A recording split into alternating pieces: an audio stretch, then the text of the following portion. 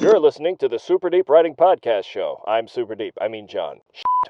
Can we do that take one more time? First things first, some of you will be thinking, but John, you already have a failed podcast. Why are you starting a whole new thing to fail at? To which I replied, the voices shall not control me! Also, yes. By the way, if you don't know what I'm talking about, there's a link to a playlist of the current run of the Fulton podcast in the description. You'll love it! I guarantee it, or your money back. But not your time. You're never getting that back. What was I talking about? Oh, right. What is Super Deep Writing Podcast Show, and why does it have such a stupid name? Well, first of all, it's not a stupid name, because if you make it an acronym, what does it spell? That's right, SDWAPS. Bet you feel stupid now, don't you? Wait. No, it still sounds stupid. So anyways, what is it? Super Deep Writing Podcast Show is a podcast. A podcast about writing deep, about writing super. This show breaks the story or media component down to its components, revealing for the world to see, you guessed it, its fundamentals. It digs down, past the superficial, down through layers upon layers of context, subtext, and cream filling, to reveal the hidden jewels of meaning from the bottom of a parfait of pixels, text, and sound waves. This show has that rich, buttery taste you've been craving, every moment loaded with meaning, wisdom, and insight that you won't find anywhere else, because no one else was crazy enough to say it out loud, especially not for 45 minutes to an hour at a time, both off the cuff and scripted. Which means I actually had to think it up, write it down, say it into a microphone, and then edit it into a video, and it still got past me. I'm screwed. But on the bright side, it's also thick content. This is not your average 3 dudes complain about movies in their basement podcast. This is a 2 average dudes and their crazy writer-filmmaker friend complain about movies in a car podcast. Because my normal friends are sometimes kind enough to indulge my creative fits, and I do most of the talking anyway. This show is topic-based, practical advice-based, based. It goes out of its way not to waste your time, because to waste the audience's time is not the definition of entertainment, but rather its cardinal sin. Cardinals, by the way, are birds, the male of which has a tall crest and is completely bright red, and they are called so because that reminded people who saw them of cardinals, which are Catholic officials who tend to wear bright outfits with tall hats, and whose job it is to tell people that they've done bad sins, which is why I'm Protestant, and no one can flip and tell me what to do.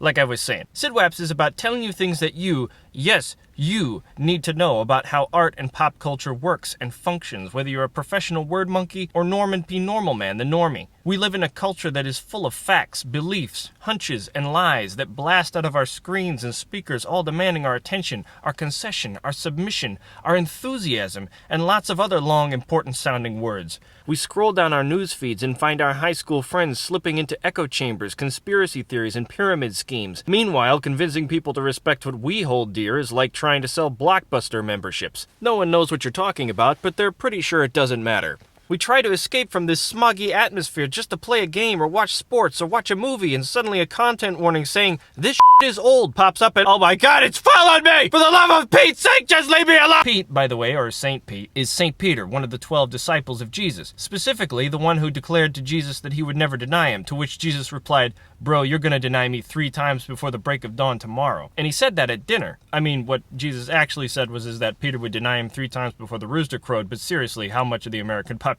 lives close enough to a rooster to hear him crow? Anyways, you get the point. Because I don't care what anyone thinks, Die Hard is a Christmas movie, and I can prove it with science. But you know what else is a Christmas movie? It's a Wonderful Life. And it's important that if you've never seen it, that you see it immediately. Especially if you're one of those millennials who keep tweeting, "Why is life so disappointing? Also, I hate people sometimes, lol." You are not facing unprecedented times. You are facing remixed times. The world didn't turn crazy just for you. The world has always been crazy. And it's always been predictable, too, within certain limits. There is nothing new under the sun. That last phrase, by the way, was written by King Solomon in the Book of Lamentations. Oh, come on, what is it with the religious references? I'm You're sorry. gonna scare all the heathen secular all right, people all right. away. Come up with a Star Wars reference or something. So the phrase "do or do not, there is no try" always frustrated me because duh, of course there is try. Until I paid more attention to the scene and context and realized realize Yoda's point isn't literal. He's saying that Luke isn't paying attention to the evidence right in front of his face. No patience, remember? The boy has no patience. Like, if moving the X-Wing is truly impossible, then Luke shouldn't have been able to budget at all. It's sort of like the phrase fail faster, which doesn't actually mean you should want to fail. It just means that developing a skill takes time, and it's easy to give up early on when things don't seem to be going anywhere. What it really means is learn from the things that don't work and then apply it to the next try. What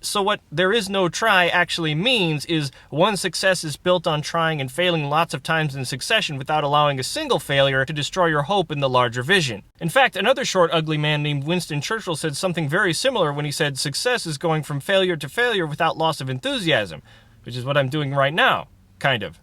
Okay, I just had a little warning bell go off in the back of my head, and after some research, I discovered Winston Churchill didn't actually say that, which makes sense, as it does sound just a little too modern. But that is close to the definition of what he actually did, especially during the early years of World War II, putting on a brave face when the Germans were busy rolling up continental Europe like a cheap rug. Here's something he really did say. Never give in. Never give in. Never, never, never, never.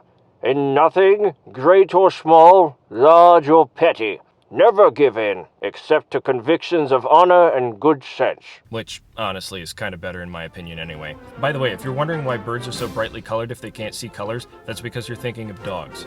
Birds aren't colorblind. Or at least not cardinals.